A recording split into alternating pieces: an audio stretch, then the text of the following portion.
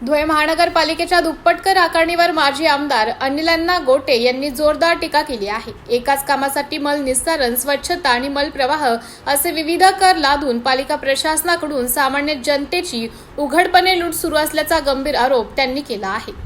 या अन्यायाविरोधात शिवसेनेच्या वतीने शहरात घरोघरी जाऊन 10 रुपयांचे कोर्ट फी स्टॅम्प लावून 25,000 मालमत्ता धारकांचे कायदेशीर अर्ज पहिल्या टप्प्यात भरून घेतले जाणार आहेत।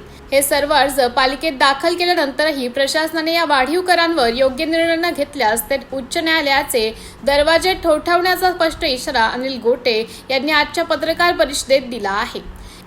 MTV न्यूज साठी जिल्हा प्रतिनिधी माहेश्वरी शिसोदे, धुळे। धुळे महापालिकेला तो वेगळा कर आकारता येतो। पाणीपट्टी, स्वच्छता, पथकर आणि शिक्षण आता यांनी काय केले? त्यांनी मल निस्तारण कर वेगळा, मल प्रवाह कर वेगळा, स्वच्छता कर वेगळा, विशेष स्वच्छता कर वेगळा।